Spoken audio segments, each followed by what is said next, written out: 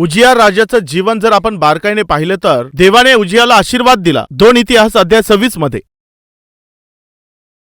त्याच्या बरोबर जखर्या नावाचा एक खूप मोठा आत्मिक व्यक्ती राहत होता.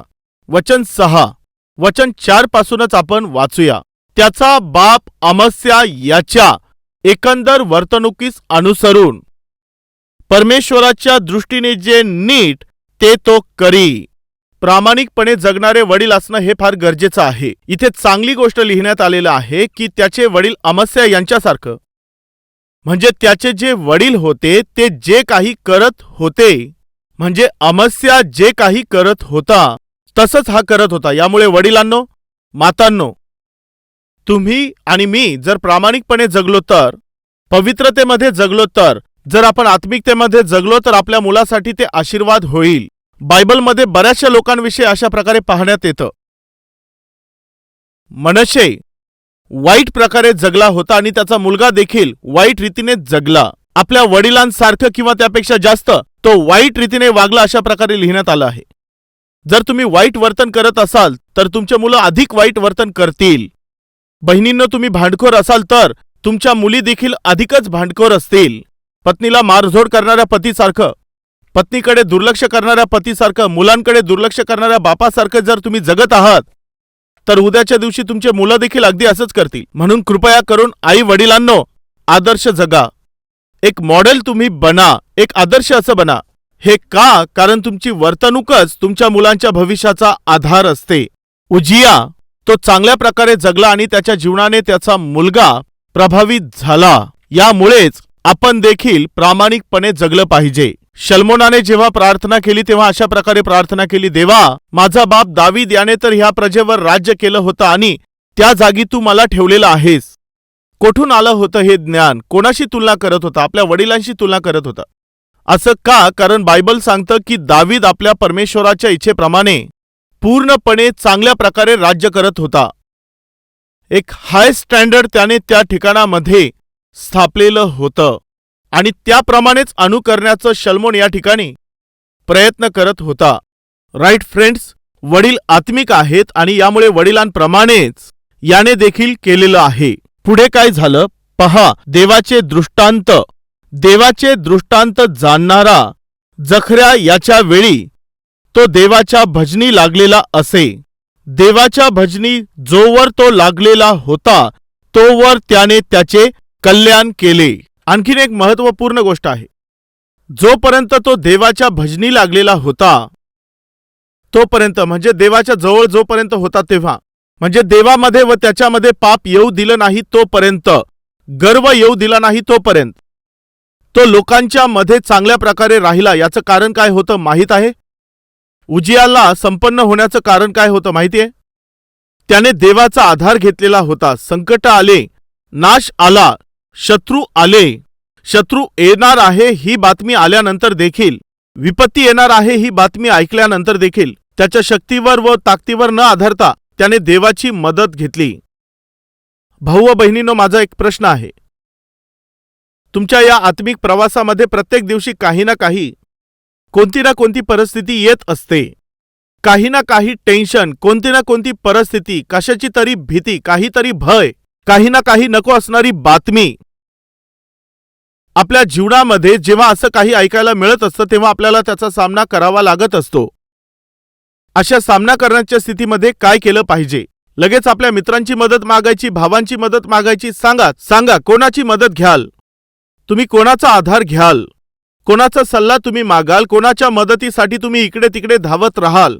कोणाच्या उपस्थितीची तुम्ही वाट पाहाल? जरा विचार करून पहा. उजियामध्ये हा चांगुलपणा होता.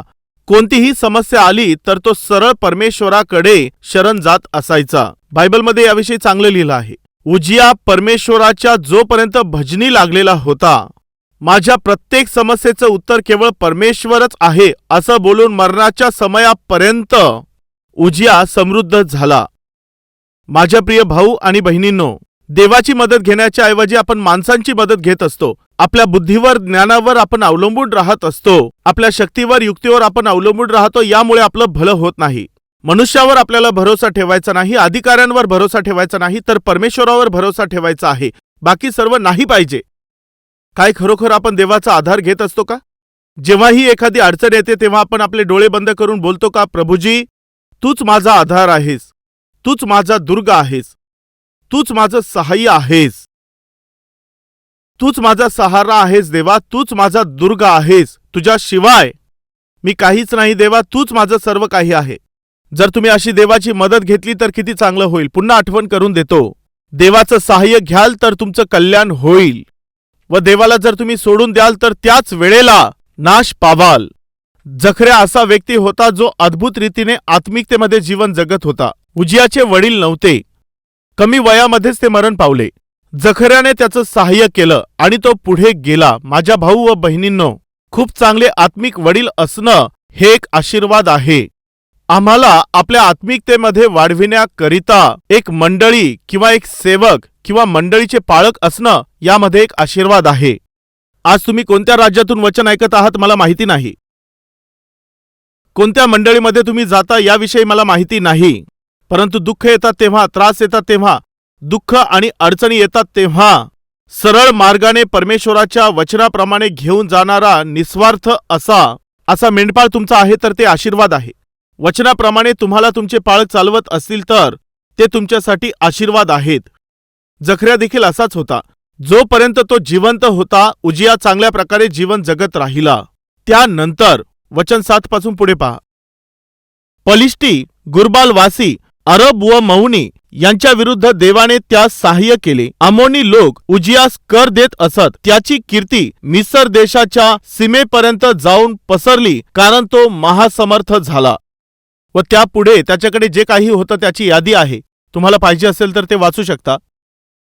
वचन 11 पहा. उजिया जवळ लढाऊ लोकांचे सैन्य असे. राजाच्या सेनानायकांपैकी एक हनन्या म्हणून होता. त्याच्या हाताखालचा येई लेखक व मासिया कारभारी हे गंती करत, म्हणजे सेनानायक, कारभारी हे सर्व. वचन 12 पासून. पितृकुळातील प्रमुख पुरुष जे शूरवीर असत त्यांची एकंदर संख्या 2600 होती. त्यांच्या अधिकाराखाली 3,07,500 एवढी कवयत शिकलेली फौज होती. शत्रूंच्या विरुद्ध राजास कुमक करण्यास ते मोठ्या शौर्याने लढत. कृपया लक्ष द्या, त्याने केवळ धन आणि संपत्ती कमावलेली नव्हती, तर त्याने नाव आणि ऐश्वर्य देखील मिळवलेलं होतं. त्याने केवळ एक मोठं सैन्य जमा केलेलं नव्हतं, तर त्याच्या बरोबर म्हणजे एका सेनेबरोबर जे काही असायला पाहिजे ते सर्व हत्यार त्याच्याकडे होते. त्याने तेवढे हत्यार देखील जमा केले होते. वचन 14 मध्ये. या सर्व सेनेसाठी उजियाने ढाली, भाले, शिरस्त्राणे, उरस्त्राणे, धनुष्य व गोफणगुंडे तयार केले, म्हणजे हे सर्व काही त्यांच्याकडे होतं. युद्धाकरिता जे काही हत्यार पाहिजे होते ते सर्व हत्यार त्याने तयार केलेले होते. यरुशलेमेच्या बुरुजांवर व प्रकारांवर चतुर कारागिरांनी नवीन काढलेली यंत्रेही त्याने ठेविली. त्याची कीर्ती दूरवर पसरली. त्यास इतके विलक्षण सहाय्य मिळाले की तो महासामर्थ्यवान झाला. काय याचा अर्थ समजत आहे का? इथे आणखी एक गोष्ट आलेली आहे. तो स्थिर होईपर्यंत, उजियाला स्थिर होईपर्यंत त्याचं नाव, त्याची कीर्ती ती पसरत आणि पसरतच गेली. त्याचं स्थिर होण्याचं कारण काय होतं? परमेश्वर. त्याचं स्थिर होण्याचं कारण काय होतं? देव. तो स्थिर झाल्यानंतर काय झालं? वचन 16. परंतु, नेहमी ही गोष्ट लक्षात ठेवा, परंतु, तेव्हा, परंतु. पहा, अशा प्रकारचे शब्द असतात. तेव्हा तो समर्थ झाला, तेव्हा तो समर्थ झाला, तेव्हा त्याचे हृदय उन्मत्त होऊन, तेव्हा काय लिहिलं आहे? तो बिघडला. हे भयंकर आहे ना? तो समर्थ झाला तेव्हा त्याला गर्व आला. स्थिर झाल्यानंतर आता मला काय करायचं? कशाची कमी आहे? कशाची उणीव आहे? मी काय त्याच्यापेक्षा कमी आहे का? माझ्यासमोर कोण काय करेल? माझ्यासारखा कोण आहे? माझ्या समान कोण आहे? माझ्याकडे जी धनसंपत्ती आहे, माझ्याकडे हे जे मोठं सैन्य आहे, माझ्याकडे जितकी प्रजा आहे, एवढं सर्व कोणाकडे आहे? गर्व. नाश होण्याच्या पूर्वी गर्व येत असतो. गर्व आला. हा गर्व कधी येत असतो माहिती आहे? स्थिर झाल्यानंतर. मी तुम्हाला सांगितलं होतं, त्याच रात्री परमेश्वराने दर्शन दिलं त्याच रात्री. त्या विषयाबद्दल सांगत असतानाच मी या बाजूला आलो. असं का? म्हणजे स्थिर झाल्यानंतर, शल्मोन हा स्थिर झाल्यानंतर त्याने गर्व येऊ दिला नाही, त्याने घमंड येऊ दिला नाही, तो गर्विष्ठपणे बोलत नव्हता. त्याने काय केलं माहितीये? तो स्थिर झाल्यानंतर त्याच्या देशामध्ये जितकेही सर्व मंत्री होते किंवा प्रधानमंत्री किंवा मग न्यायाधीश आणि पितृकुळातील जितकेही लोक होते त्या सर्वांना त्याने बोलावून आणलं. आम्हाला का बोलावलं आहे? यासाठी की आपण सर्व एकत्रित मिळून देवाची उपस्थितीत जाण्यासाठी. का? त्याची उपस्थितीच आपला आधार आहे. आपल्या देशामध्ये स्थिरता आली तर हे त्याच्यामुळेच आहे. आता आपण शांतीने जगत आहोत आणि कोणतंही युद्ध होत नाही. शत्रूच्या कोणत्या भयाशिवाय आपण शांतीने जर जगत आहोत तर हे देवानेच आपल्याला दिलेलं आहे. तर चला आपण सर्व मिळून देवाच्या उपस्थितीमध्ये जाऊ. ही खूप अद्भुत अशी गोष्ट आहे. परंतु उजियाने स्थिर झाल्यानंतर गर्व करून आपल्या मनामध्ये उन्मत्त होऊन तो बिघडून गेला होता. त्याने तो बर्बाद झाला. काय आपल्यामध्ये असं कोणी आहे का? व्यवसाय वाढल्यामुळे गर्व आलेला आहे तर सावध व्हा, जागृत व्हा. घर बांधून गर्व करणारे सावध व्हा. समृद्धी आल्यानंतर किंवा मग अधिकार प्राप्त झाल्यावर आपल्यामध्ये यासाठी गर्व करणारे कोणी आहेत का? काही लोकांना उंचीसाठी अभिमान वाटतो. मी उंच बांध्याचा आहे. तर काही आपल्या रंगाकडे पाहून गर्व करत असतात. काही जण आपल्या केसांबद्दल गर्व करत असतात. आमचे खूप केस आहे, विशेष करून बहिणी, आमचे फार लांब केस आहेत. सर्वांना वेगवेगळे गर्व असतात. काही लोकांचा चेहरा, काहींचं नाक जर सुंदर असेल तर त्यावर गर्व करतात. त्या गोष्टींसाठी गर्व करतात. गर्वाचे वेगवेगळे कारण आहेत. काही लोकांना आपल्या शिक्षणावरती फार गर्व असतो. त्यांच्याकडे असणाऱ्या डिग्रीसाठी गर्व असतो. त्या कॉलेजमध्ये आम्ही शिकलो याचा गर्व, युनिव्हर्सिटीचा देखील गर्व असतो. आपल्या फ्रेंड्ससाठी त्यांना गर्व वाटत असतो. आई वडिलांविषयी त्यांना गर्व वाटत असतो. ज्या जागेमध्ये राहतात त्यासाठी त्यांना गर्व वाटतो. तुम्ही मला काय समजता? आम्ही या जागेत राहतो, गर्व असतो. काय आपल्यामध्ये असे कोणी लोक आहेत? तर सावध व्हा, नाशाच्या पूर्वी गर्व येत असतो. त्याने गर्व केला. काही वेळापूर्वी आपण त्याच्याविषयी चांगली गोष्ट पाहिली. याच उजियाला परमेश्वराने 52 वर्षापर्यंत राज्य दिलं. त्याच्यावर त्याने कृपा केली. त्याचे वडील प्रामाणिक होते आणि उजिया देखील प्रामाणिकपणे चालला. देवाने त्याच्याबरोबर राहून त्याला फार उन्नती दिली. देव त्याच्याबरोबर होता, यामुळेच त्याचं कल्याण झालं. एकीकडे धन, ऐश्वर्य, शक्ती, सैन्य हे सर्व काही वाढत गेलं. तो तर स्थिर होईपर्यंत परमेश्वराच्या बरोबर राहिला. पण स्थिर झाल्यानंतर मला परमेश्वराचं काय काम आहे हा विचार त्याच्यामध्ये आला. गर्व आला व तो बिघडला. सावध राहा माझ्या भाऊ व बहिणींनो, गर्वाला तुमच्या दाराजवळ देखील येऊ देऊ नका. असं का? कारण गर्व हा मनुष्याचा नाश करत असतो, परंतु नम्रता ही मनुष्याला उन्नत स्थानामध्ये घेऊन जात असते. जर एखादा व्यक्ती स्थिर झाल्यानंतर बिघडतो तर त्याच्यासाठी उजिया राजा हे एक उदाहरण आहे. तर चला आपण त्याविषयी पाहूया. दुसरा इतिहास अध्याय 1 मध्ये पहा. या ठिकाणामध्ये आपण पाहूया दुसरा इतिहास अध्याय 1 व 3 वचन. इथे शल्मोनाने एक निर्णय घेतला. कोणता होता तो निर्णय? मला स्थिर करणाऱ्या परमेश्वराच्या उपस्थितीमध्ये जायचं आहे. त्याने असा निर्णय घेतला. तो जाऊ शकत होता ना? त्याने जायला पाहिजे होतं ना? घेऊन जायचं आहे. इस्रायल देशाला जर सुरक्षित राहायचं आहे तर इस्रायल देशांवर राज्य करणाऱ्या सर्व अधिकाऱ्यांना सुरक्षित राहण्याचा जो आधार आहे त्या देवाकडे त्यांनी जायला पाहिजे. साधारणपणे जे अधिकारावर असतात ते देवापासून दूर असतात. असं का? कारण त्यांच्याकडे अधिकार असतो. कृपया करून लक्ष द्या. साधारणपणे मंडळीमध्ये कोण येत असतात? गरीब लोक येत असतात. परमेश्वराच्या उपासनेसाठी योग्य वेळेमध्ये येणारे लोक कोण असतात? जे अडचणीत असतात. देवाच्या उपस्थितीवरती प्रीती करणारे, देवाच्या उपस्थितीची अपेक्षा करणारे, देवाच्या उपस्थितीमध्ये त्याच्यासोबत वेळ घालविण्याची आशा करणारे लोक साधारणपणे गरीब असतात. असं का? कारण निराधार लोकच परमेश्वराला आपला आधार बनवत असतात. ज्यांच्याकडे खूप पैसा आहे, ज्यांच्याकडे खूप मोठा अधिकार आहे किंवा ज्यांच्याकडे खूप मोठा हुद्दा आहे त्यांच्याबद्दल काय? समृद्धीमध्ये जगणाऱ्या लोकांचं काय असतं की ते फार बिझी असतात. कसं काय जाऊ? मी इथून निघूच शकत नाही. माझ्यावरती ज्या जबाबदाऱ्या आहेत त्या सोडून मी एक क्षण देखील इथून जाऊ शकत नाही.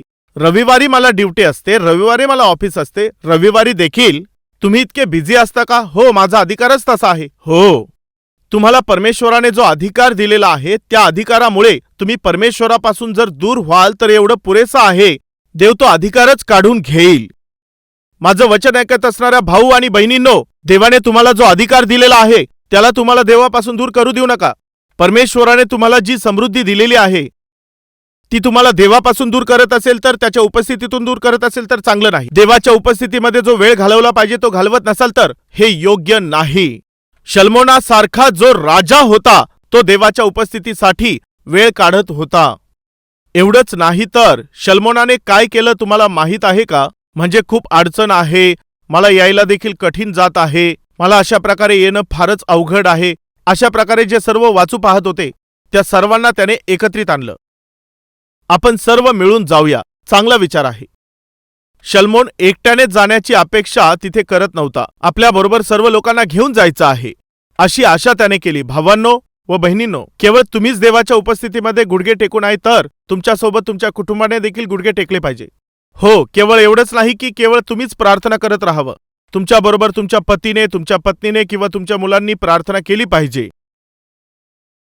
या कोरोनाच्या काळामध्ये ज्या अडचणी आलेल्या आहेत त्यामुळे सर्व समूह आणि कुटुंबातील लोक परमेश्वराची त्यांनी आराधना करावी यासाठी त्याने ही वेळ दिलेली आहे.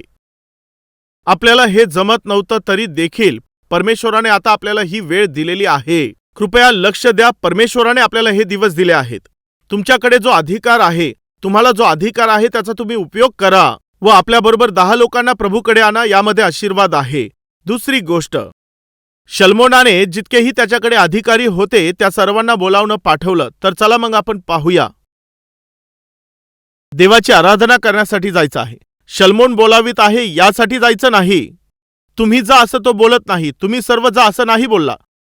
हा, तुम्ही सर्व जा तो असं बोलला नाही. माहितीये त्याने काय केलं? चला आपण सर्व मिळून जाऊया. वडिलांनो, जर तुम्ही आले नाही तर तुमचं कुटुंब देखील येणार नाही. बहिणींनो, जर तुम्हीच आल्या नाही तर तुमचे मुलं देखील देवाच्या मंदिरात येणार नाही. हे होणार नाही. बऱ्याचदा काय होत असतं तुम्हाला माहित आहे, पत्नी आणि मुलं अगदी तयार झालेले असतात परंतु पती रिमोट कंट्रोल हातामध्ये घेऊन चॅनल बदलत असतो. तो चॅनल बदलत असतो. चला प्रार्थनेला जाऊया. हो हो, पुढे हो, तुम्ही आला तर बरं होईल. हा, तू जाऊन ये ना, मुलांना देखील तुझ्या तू बरोबर घेऊन जा.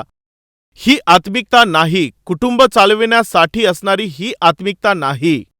आज तुम्हाला असं वाटत आहे की सर्व काही व्यवस्थित चालू आहे, परंतु एक दिवस असा येईल की तुमचे स्वतःचे मुलं तुमच्या विरोधात जातील. तेव्हा तुम्ही रडू लागाल, तेव्हा तुम्ही अश्रू ढाळाल. देवा, माझी ही अशी काय स्थिती झाली? माझ्या जीवनात अशी वाईट स्थिती का आलेली आहे? का माझे मुलं माझ्यावर वर्चस्व गाजवित आहेत? असं का घडतंय की त्यांच्यात कशाचंही भय नाही, कशाचाही आदर नाही, त्यांच्यात कसला व्हॅल्यू नाही, त्यांना कुठलं अनुशासन नाही? हे काय आहे? असे दिवस निश्चित येतील. याचं कारण माहितीये, आत्मिकतेने जगण्याच्या समयामध्ये तसे जगले नाही म्हणून. देवाच्या उपस्थितीमध्ये यायला पाहिजे होतं परंतु आले नाही. त्यावेळी तुमच्या मुलांनी तुम्हाला तसं पाहिलं नाही. तुमचं भक्तिहीन जीवन ते पाहत आलेले आहे, यामुळे ते देखील तसंच करणार. पुत्र पित्याला जे काही करीताना पाहतो ते पुत्र देखील तसंच करतो असं बायबलमध्ये म्हटलं आहे. शल्मोन तर एक आदर्श असा होता. राजा असताना देखील तो बोलत आहे, मी चाललेलो आहे, तुम्ही देखील चला. अद्भुत गोष्ट आहे ना, विशेष आहे. तिसरी गोष्ट, शल्मोनाने आपल्या बरोबर त्यांना घेऊन जात असण्याच्या प्रक्रियेत जबरदस्ती केली नाही. जर तुमच्यापैकी कोणी माझ्याबरोबर आलं नाही तर त्यांना मी नोकरीवरून काढून टाकेल असं तो बोललेला नाही. सर्व लोकांना मारून टाकेल असं बोलला नाही. तसं नबुकदनेसर बोलत असायचा. नबुकदनेसराने काय केलं होतं, आपली मूर्ती उभी केली आणि जो कोणी त्याला दंडवत घालणार नाही त्याला मी मारून टाकेल असा तो होता. भय घालणाऱ्या व्यक्तीसारखा. ताकदवर असल्यामुळे इतर लोकांना आपल्या कृतीप्रमाणे, आपल्या विश्वासाप्रमाणे करायला लावण्यासाठी भाग पाडणारा तो होता. माझ्या बहिणींनो, जर तुम्ही विश्वासामध्ये आहात आणि तुमचे पती विश्वासणारे नाहीत तर त्यांच्यावरती तुम्ही बळजबरी करू नका. हो, मी मंदिरात चाललेले आहे. हां, तू जाऊन ये. हे काय बोलत आहात? मी मंदिरामध्ये चालले, तुम्ही काय येत नाहीत? याने चांगलं होणार नाही. तू प्रार्थना करतेस ना, तुझी प्रार्थना मला वाचवेल. तू जा. पहा, मी तुम्हाला सांगून ठेवत आहे, जर तुम्ही माझ्याबरोबर आले नाही तर तुम्हाला एखादा रोग होईल, देव दंड देईल. अशा प्रकारे बोलू नका. That is not what God is expecting from you. जबरदस्तीने आपल्या पतीला मंदिरामध्ये आणा, जबरदस्तीने आपल्या पत्नीला मंदिरामध्ये आणा, जबरदस्तीने आपल्या मुलांना घेऊन या, मंदिरामध्ये घेऊन या, नाहीतर मी तुम्हाला श्राप देईल, नाहीतर तुम्हाला अंथरुणावर पोहोचविल किंवा तुम्हाला दवाखान्यात पाठविल, असं देव बोलला का? तुम्ही श्राप देत जाऊ नका. पहा, आई वडील काय करतात त्यांच्या मुलांना, जर ते देवाच्या मंदिरात येत नसतील तर त्यांना वाईट रीतीने बोलतात, तुझा नाश होईल रे, तू बर्बाद होऊन जाशील, तुझं वाटोळं होईल. नो, आत्मिकता काय आहे हे आपल्या कृतीमधून दाखवून, प्रीती काय आहे, धार्मिकता काय आहे, तुम्ही जे देवाला ओळखतात त्यामुळे तुमच्यात जे आहे, या अद्भुत अशा जीवनाचं महत्व काय आहे ते तुमच्या पतीने, तुमच्या मुलांनी, तुमच्या पत्नीने, त्यांना तुमच्यामध्ये दिसून यावं असं जीवन तुम्ही जगले पाहिजे. नबुकदनेस्सराची मेथड काय होते माहितीये? मी जी मूर्ती बनवलेली आहे त्याला तुम्ही दंडवत केला नाही तर तुम्हाला पकडून मी त्या अग्नीच्या भट्टीमध्ये टाकून देईल. बळजबरीने तो लोकांना त्या आस्थेमध्ये खेचण्याचा प्रयत्न करत होता, अजिबात नाही. ख्रिस्तावर विश्वास ठेवणारे कोणालाही जबरदस्तीने ओढून आणून ख्रिस्तावरील विश्वासामध्ये घेऊन अजिबात येत नाहीत. सतीश कुमार हे पहिल्या दिवसापासूनच जबरदस्ती करणं, धर्म परिवर्तन करणं याचा विरोध करत आलेले आहेत. येशू ख्रिस्ताने कधीही जबरदस्ती करून लोकांना प्रभूकडे आणण्यासाठी सांगितलेलं नाही. जबरदस्तीने कोणाला विश्वासामध्ये आणण्यासाठी त्याने कधीही प्रोत्साहन दिलं नाही. जोही प्रभूकडे येत असते तर त्याने आपल्या इच्छेप्रमाणे यावं, स्वतंत्रतेने यावं, आनंदाने यावं, हीच तर परमेश्वराची इच्छा आहे. शल्मोन या प्रकारचा व्यक्ती होता. सर्वात पहिलं तो आपली कृती दाखवत आहे आणि त्याबरोबरच साधारणपणे एक नाही तर सर्व परमेश्वराच्या उपस्थितीमध्ये येण्यासाठी जे मागे पुढे पाहत असतात त्या सर्वांना तो घेऊन आला. प्रिय भावांनो, प्रिय बहिणींनो, प्राप्त झालेला जो अधिकार आहे, जे काहीही तुम्हाला मिळालेला आहे, जर देवाच्या उपस्थितीत तुम्ही राहिला नाही तर तुम्ही ते गमावून बसाल. ज्याने तुम्हाला आशीर्वाद दिले आहेत, काय त्याने तुम्हाला व्यवसायात उन्नती दिलेली आहे, उन्नत असा अधिकार दिलेला आहे, पदावर ठेवला आहे, तुम्हाला मोठा व्यवसाय दिलेला आहे, धन संपत्ती सर्व काही दिलं आहे, अनेक लोकांना तुम्ही नोकरी देऊ शकाल अशा स्थानात ठेवलेला आहे का?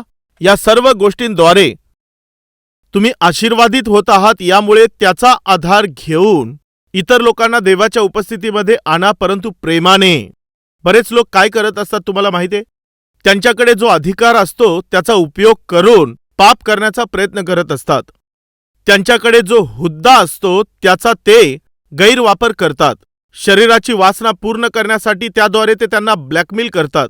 म्हणजे मी म्हणतो त्याप्रमाणे केलं नाही तर नोकरीवरून काढून टाकेल, जशी माझी इच्छा आहे त्याप्रमाणे जर तू लिहून दिलं नाहीस तर तुला प्रमोशन मी देणार नाही, माझ्या मनाप्रमाणे जर तू माझ्याबरोबर पाप केलं नाहीस तर मी तुला सस्पेंड करून टाकेल. तुम्हाला जो अधिकार प्राप्त झालेला आहे त्याचा पाप करण्यासाठी त्याचा गैरवापर करत आहात तर, आपल्या बरोबरच्या लोकांचा छळ करत आहात तर, त्याचा गैरवापर करत आहात तर, जर असे व्यक्ती तुम्ही आहात तर लवकर तुम्ही सावध व्हा.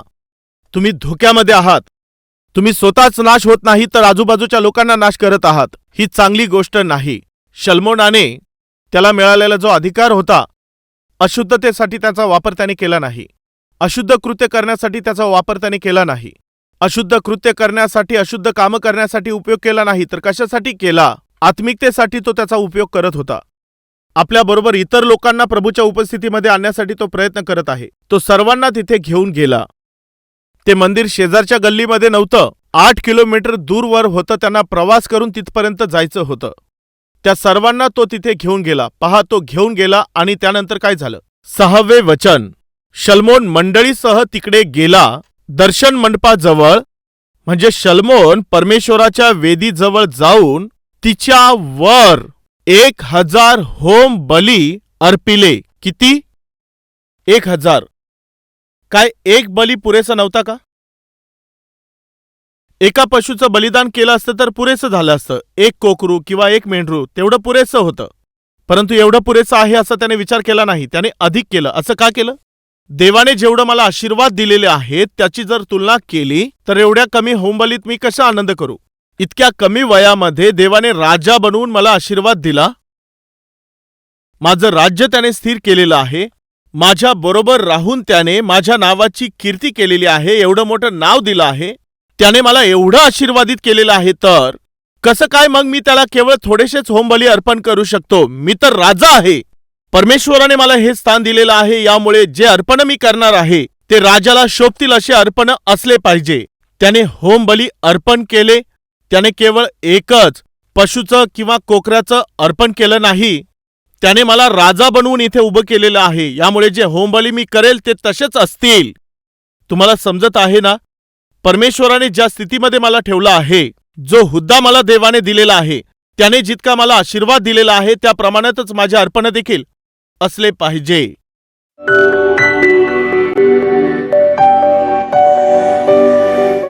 महान पवित्र प्रेमाने भरलेल्या देवा, त्या दिवशी शल्मोनाने आपल्या आत्मिकतेचा स्वीकार केला व त्याने कोणताही गर्व केला नाही. इतक्या उन्नत स्थानामध्ये गेल्यानंतर देखील तो दूर गेला नाही. इतर लोकांना तुझ्या उपस्थितीमध्ये आणणारा तो बनला. त्याची जी स्थिती आली होती त्यासाठी तो तुला अर्पणे करणारा बनला. ते पाहून तू खूप खुश झालास. परमेश्वरा, तू फार प्रसन्न झालास. अशी आत्मिकता आम्हाला देखील दे. हे देवा, आजच्या दिवसांमध्ये आमच्या देशामध्ये, आमच्या राज्यामध्ये गोंधळ माजवीत असणाऱ्या या महामारीच्या विपत्तीपासून आम्हा सर्वांना तू वाचव देवा. आमच्या देशाला तू वाचव, आमच्या राज्यांना तू वाचव परमेश्वरा. मंडळीतील लोकांना सुरक्षित ठेव. आमच्या मंडळीतील लोकांना तू आशीर्वाद दे. यावेळी जितके लोक या प्रार्थनेमध्ये जुळलेले आहेत त्यांना आशीर्वाद दे. सर्वांच्या कुटुंबाला सुरक्षित ठेव. या विपत्तीमध्ये, या महामारीत एकाही व्यक्तीला संसर्ग होऊ नये यासाठी त्यांना तू आशीर्वाद दे. आतापर्यंत कुणी या महामारीने ग्रसित असेल तर त्यांना तू वाचव देवा. या आजारावर तू मात करण्यासाठी तुझी ताकद तू आम्हाला दे. या महामारीपासून आम्हाला सोडव आणि तुझ्या नावाचा गौरव तू करून घे. आमच्या जीवनाच्या द्वारे तुझं गौरव होऊ दे. येशू ख्रिस्ताच्या नावाने ही प्रार्थना तुला समर्पित करत आहोत बापा. आमेन.